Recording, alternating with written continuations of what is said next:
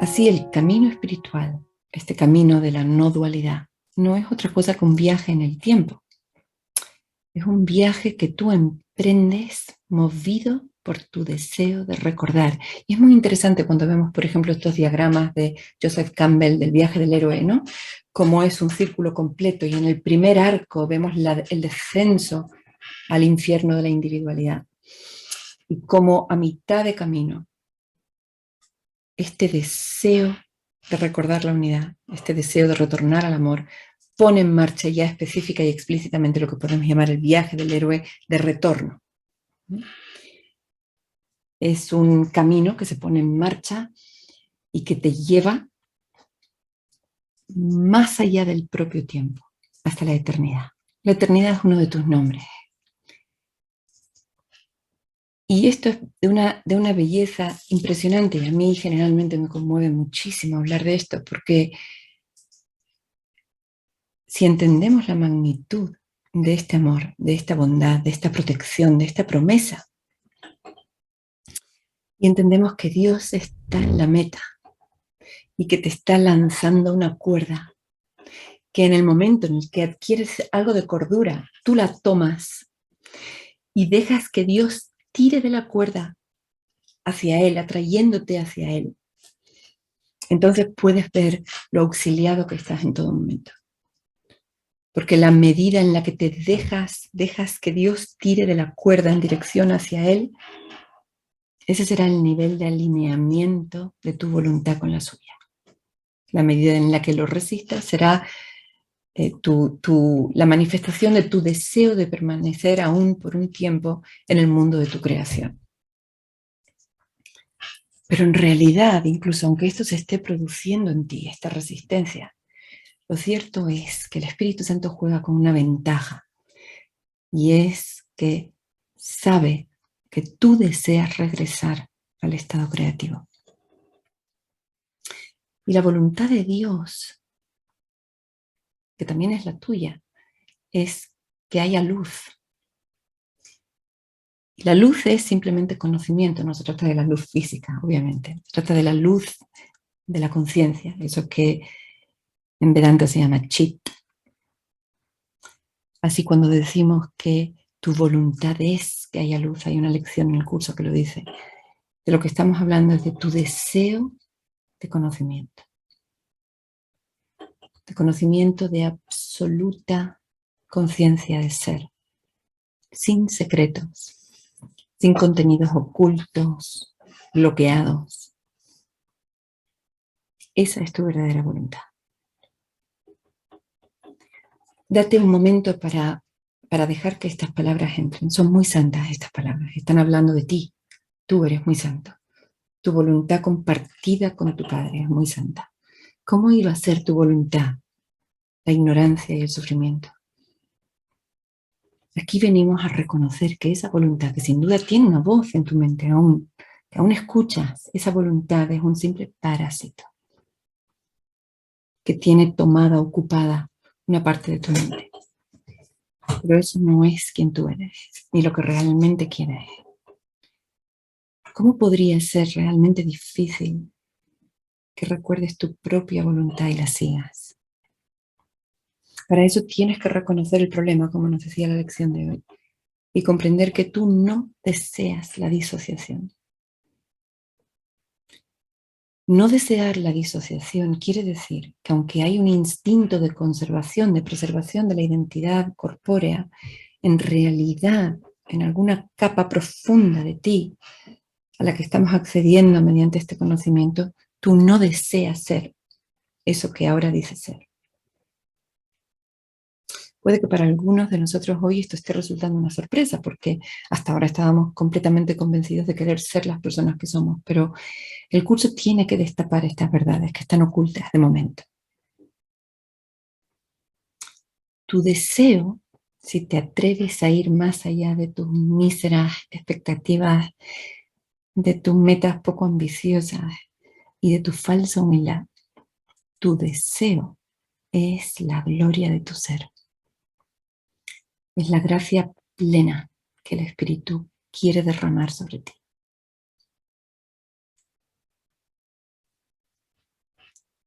Mira a ver si puedes aceptar que el mensajero de Dios te diga que tú eres la luz que ilumina el sol, que tu belleza es tan sublime que no puede ser vista por ojos humanos.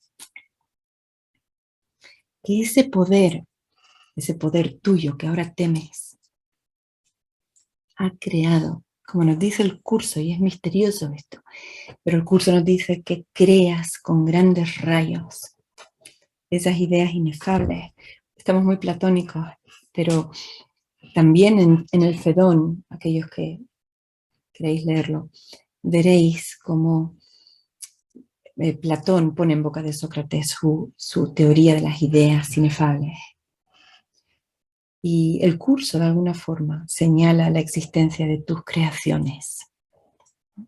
Esas creaciones de los grandes rayos, que son estas ideas inefables, que de alguna forma pálida se reflejan en este mundo. Así que quizás si te estás dejando tocar el corazón por estas palabras, que son palabras que intentan recordar algo que te es profundamente querido, te puedes preguntar, ¿cómo iba yo a ser tan loco de desear olvidar para siempre el paraíso de mi ser en Dios? Esa unión íntima que produce toda la dicha que es. ¿Cómo iba yo a ser tan loco de querer olvidar ese cálido amor eterno, completamente benevolente? Tenemos que dejar entrar todo esto porque nos está hablando de la santidad y la perfección más absoluta y se está refiriendo a nuestro ser. En algún rincón de nuestra mente sabemos que esto es verdad y hemos estado escuchando, esperando en el tiempo poder escuchar esto sin tener miedo de nuestra verdadera grandeza, lo que Dios puso en nosotros y no debemos negar. Tienes que estar listo para admitir que la verdad acerca de ti es algo inconcebiblemente dichoso. Y para empezar a recordar, aunque quizá ahora el recuerdo aún no esté accesible para ti, que si tú no creas, te marchitas. Que tú deseas, necesitas recuperar tus creaciones. Puede que no lo sepas, pero aún sin saberlo aún, sin recordarlo aún, eso es lo que estás buscando. Y eso es lo que realmente deseas. Aquí, en esta realidad que has generado para ti, en este universo de espacio, de tiempo, de separación, aquí no puedes crear. Pero no está todo perdido, porque aquí, aunque no puedes crear, puedes hacer algo parecido. Algo que también llena tu corazón de dicha, porque lo llena de verdad. Aquí puedes perdonar. Es decir, aquí puedes reconocer tu ser en todo lo que tus sentidos y tu mente te muestran. Aquí puedes compartir la perfección de tu amor con todos. Y eso te devuelve la dicha. Esta es la razón por la que tenemos que examinar todo esto bien. Ver bajo qué preceptos vivimos. Revisar nuestros decretos ocultos. Porque nos hemos sentenciado a morir. Esos son nuestros decretos ocultos. Dios nos quiere librar de ellos, de nuestro deseo de muerte, de nuestra autocondena. Pero afortunadamente los que estamos aquí este fin de semana al menos, y tantos otros que hay en el mundo, estamos empezando a tomar conciencia. Y si tú ya estás dispuesto a no pelearte y aceptar que nacer no tiene nada que ver con el azar, ni con una voluntad externa a ti, sino que es como todo un acto deliberado, fruto de tu propia voluntad como mente o como conciencia, que nacer y ser una persona, una entidad dentro de un cuerpo, es algo que pertenece al reino de la imaginación, a Maya, que es un simple pensamiento. Como decía Shakespeare en La Tempestad, somos de la misma sustancia que los sueños, y nuestra breve vida culmina en un dormir. O como decía nuestro Calderón de la Barca, toda la vida es sueño y los sueños sueños son. Ana me envió una cita de Macbeth que dice: mañana y mañana y mañana se desliza con pasos sigilosos hasta la última sílaba del tiempo computado. Y todos nuestros ayeres han alumbrado a los necios el camino a la polvorienta muerte. Apágate, apágate, breve luz. La vida no es más que una sombra andante, un pobre actor que se pavonea y se retuerce sobre la escena, su hora.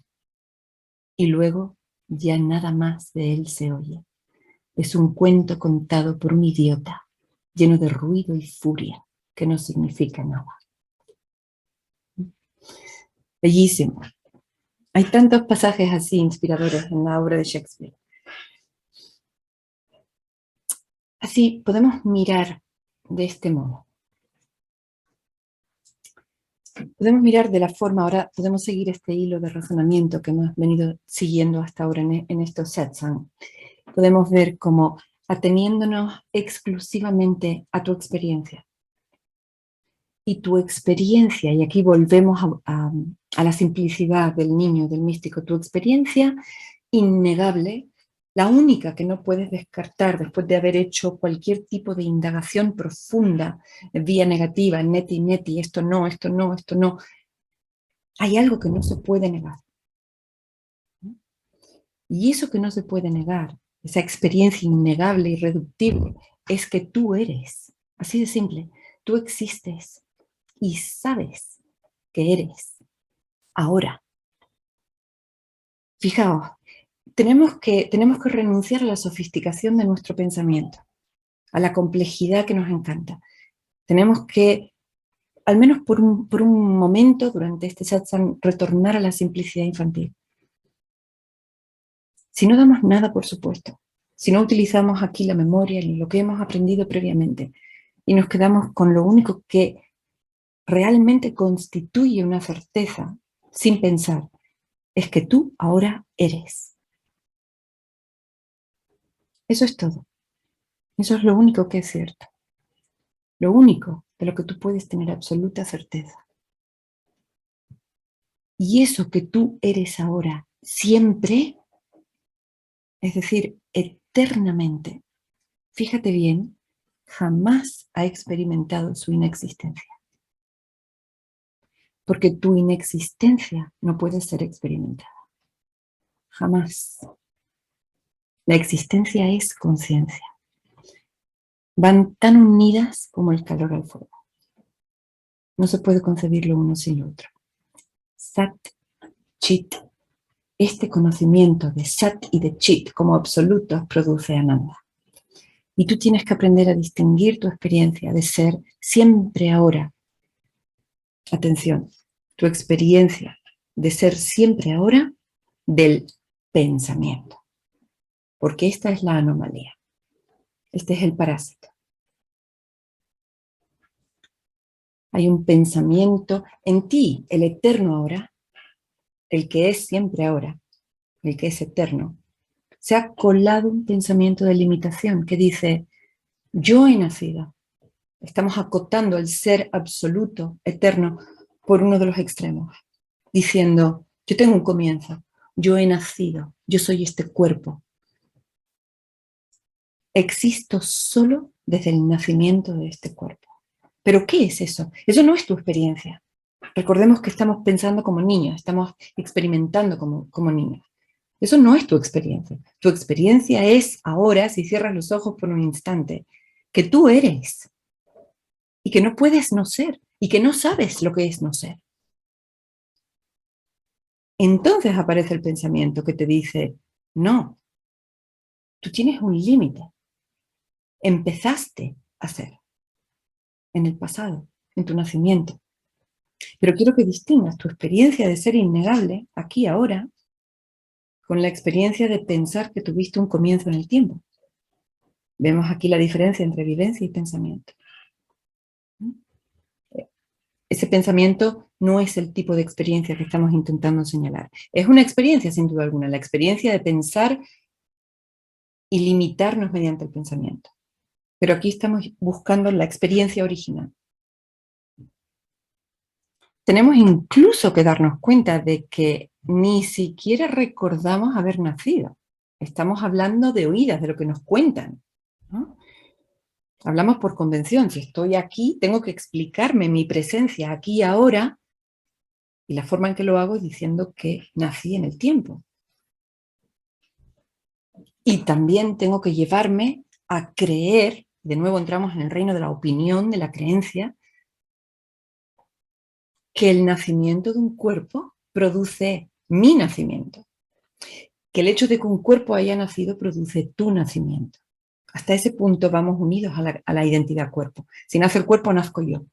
Pero aquí el místico tiene que hacer este cuestionamiento y decir, una cosa es que nazcan los cuerpos, otra cosa es que yo nazca. Yo soy el eterno presente, veo nacer los cuerpos. Los cuerpos nacen en mí. No es que nace un cuerpo y entonces surjo yo.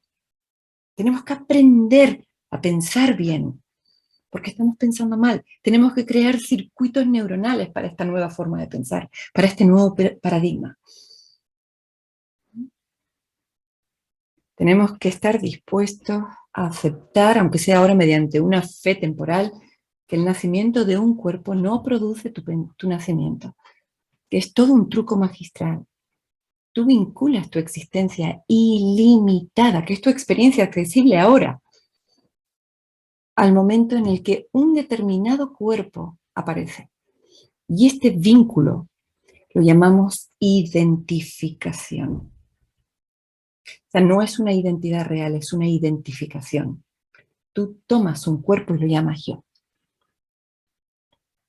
Y de esta manera te engañas y te sugestionas y te hechizas e hipnotizas a ti mismo a creer que te has convertido en algo específico, especial, denso, concreto, un cuerpo, separado, con límites y bordes, separado de todo lo demás. Y como muchas veces se explica en este curso, y por eso hay que reflexionar tanto acerca del tiempo, porque el tiempo no es sino una estrategia del pensamiento, del ego, para limitar al eterno ahora, que es tu verdadera identidad. Tú eres el eterno ahora. Y ese es todo el misterio que hay con respecto a todo esto. Tú en silencio eres el Cristo eterno. Comienzas a pensar y te haces mortal. Dale un pensamiento a eso y verás que es prodigioso. Tú en ausencia del pensamiento, en el silencio del que tanto hablamos, eres el Cristo eterno. Tú piensas y te limitas, te condenas a morir. Por eso el curso te dice que la muerte es un simple pensamiento. Yo recuerdo la primera vez que leí eso, me pareció algo increíble. La muerte, ese denso velo que pende sobre nosotros. El curso lo describe así, en esos términos grandilocuentes. Un simple pensamiento. Eso es todo lo que es la muerte. Un pensamiento ignorante, una sombra. El intento de una nube completamente insubstancial de aniquilar al sol. No ya solo de velarlo, esta es la arrogancia del ego, de aniquilar al sol. Así, al igual que el tiempo no es posible sin el pensamiento, la vida personal tampoco. La vida personal sencillamente no es posible en ausencia de pensamiento. Sin esta narrativa egoica no hay persona. Es así de simple. Por eso la narrativa es compulsiva. Por eso no hay forma de parar la marea de pensamientos. Por eso hay quien los ha computado en... He llegado a escuchar incluso cifras de 70 u 80 mil pensamientos al día. Cada uno de ellos un pensamiento de ataque o de limitación de tu ser eterno, que te hace pensarte, convertirte en persona, limitarte espacio-temporalmente. Así que si aceptamos esto que el curso nos dice, de que todo es pasado, de que la persona es pensamiento, de que todo pensamiento es pasado, la persona es simplemente una memoria. Y muchas veces hemos repetido también, pero nunca es suficiente, que veamos como esto que llamamos persona y que parece tener solidez, puesto que lo asociamos a un cuerpo físico, es en realidad simplemente una forma de pensamiento autorreferencial. La historia personal es una especie de paseo por un circuito de espejos, ¿no? Por un número limitado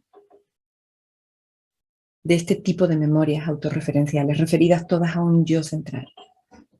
Cuando llegamos a la última de estas memorias, al último espejo, la historia personal termina.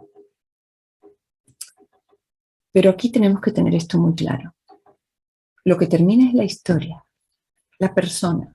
La persona es historia, no tú. Tú no eres historia, tú no eres pensamiento, tú no perteneces al tiempo. Y aquí es muy útil que nos sirvamos de un ejemplo, que creo que es un ejemplo que originalmente habló de él Jung, creo. Como exactamente igual que en un río hecho de agua, podemos encontrar un remolino, una disociación temporal de la corriente principal del río, un poco de agua que se queda atascado girando sobre sí misma. Podemos equiparar esto a la rueda de samsara, al yo disociado. Esto soy yo, este pequeño remolino dentro de la corriente principal de la conciencia. La conciencia es la mente de Dios, la mente de Cristo. Hay un pequeño remolino disociado en el que el yo parece ser este núcleo central, pensamiento yo. Pero es muy interesante poder utilizar este paralelismo con esta metáfora y ver cómo incluso aunque el agua esté teniendo un comportamiento, haciendo algo, como girar sobre sí misma, es un hacer del agua, sigue siendo agua. No se puede hallar el remolino separado del agua. Exactamente igual sucede con la persona. La persona, pensamiento, yo, es un remolino dentro de la conciencia. Pero no se puede concebir, como al ego le gustaría pensar, ese remolino, ese individuo, esa persona, en un verdadero estado de fragmentación, separado de la corriente general de la existencia conciencia de Dios.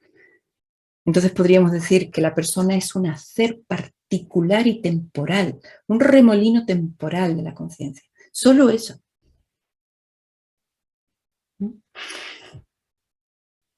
La mente queda atrapada y disociada en esta rueda de memorias autorreferenciales o personales.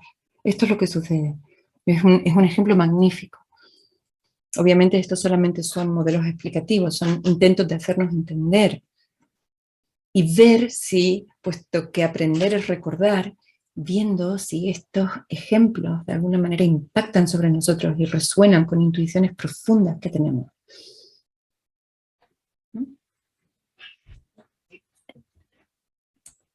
Así, si podemos entender que esto que llamamos vida personal no es otra cosa que una historia de disociación, recordemos el molino de agua, y no es casual que se refieran a la persona siempre las metáforas como un bucle, ¿no? Como la rueda del samsara, esta idea, ¿no? de repetición y repetición, que en Wapnick habla de la repetición del instante impío de la separación, como cada instante de conciencia dentro del remolino es simplemente un yo separado que percibe, que conoce, que recuerda, que espera, que ama, que odia, etc. ¿no? Así podemos ver, ¿no? Cómo la vida personal no es otra cosa que esto, una historia de disociación, un remolino, que comienza a partir del momento en el que se produce una identificación con un cuerpo particular. Ni siquiera digo con el nacimiento de un cuerpo, porque el instante en el que la mente se identifica plenamente con el cuerpo comienza a partir de los 3 años. Antes de eso no hay identificación de la conciencia con el cuerpo particular, aunque esté nacido, aunque sea un lactante, aunque incluso ya esté empezando rudimentariamente a hablar. Lo importante es que comprendamos que esta disociación es muy profunda, este girar en el remolino, porque temporalmente el resto de la conciencia, el resto de la mente queda afuera, detrás de esta frontera disociativa que coincide con el cuerpo que hemos tomado, con el que nos hemos identificado. Entonces ahora tenemos que poder ver en perspectiva qué es la muerte desde esta línea de razonamiento que hemos estado siguiendo hasta ahora. Y esta sería un poco la conclusión lógica de todo lo que hemos visto hasta ahora. Si esto que llamamos vida personal no es otra cosa que girar en la rueda de la disociación, ¿no? Esto que hemos estado llamando samsara, adoptando una identidad que solamente es memoria. Si esto es así, de esto se deduce necesariamente que la muerte no es sino el final, no tu final, el final de la disociación.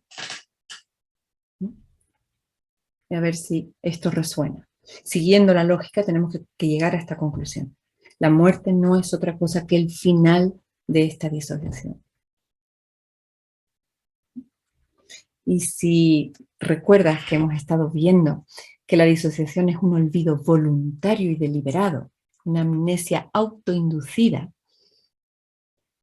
el remolino simplemente vuelve a la corriente.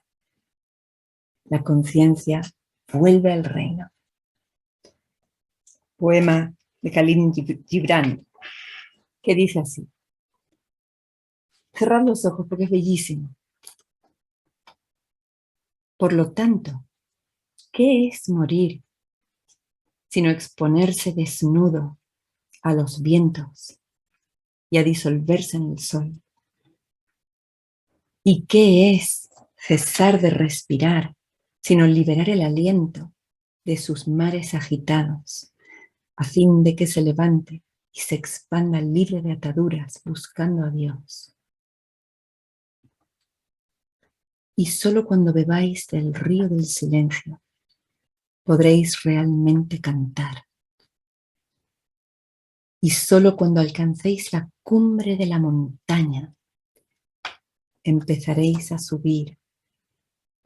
Y cuando la tierra recupere vuestros cuerpos, podréis verdaderamente danzar.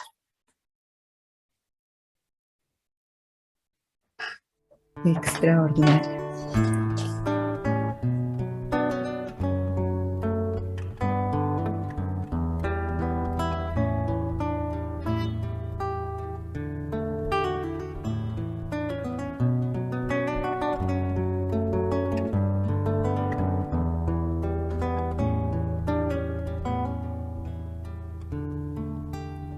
Ahora que tengo el privilegio,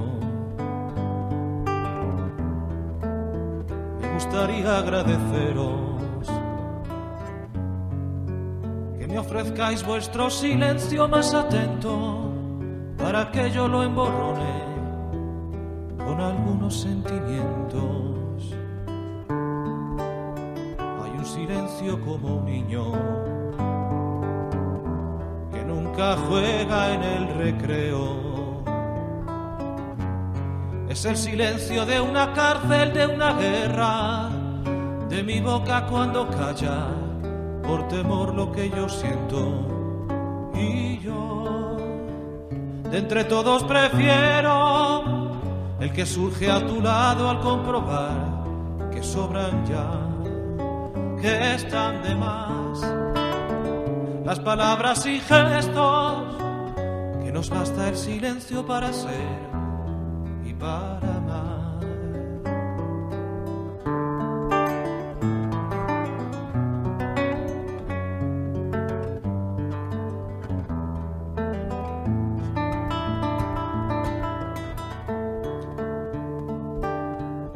Hay un silencio que envenena cuando no escucho lo que quiero, cuando es indicio de una ausencia o cuando callas y en tu mente hay una cola de implacables pensamientos y hay mil silencios divertidos en la lectura de un tebeo que junto pantomimos emocionan donde vaya y que juegan a esconderse con las olas de las playas. Y yo, de entre todos prefiero el que surge a tu lado al conocer que sobran ya, que están de más las palabras y gestos, que nos sobra un silencio para ser y para amar. Hay un silencio que me enseña como el mejor de los maestros. Es el silencio de mi perro de una encina, o de los niños cuando duermen. Es el silencio de los muertos. Y hay un silencio cuando acaba esta canción de los silencios, que me susurra que cantar es como un premio y los premios se comparten con quien quiera merecerlos. Pues yo, de entre todos prefiero el que surge a tu lado al comprobar que sobran ya, que están de más las palabras y gestos, que nos basta un silencio para ser y para amar, para encontrar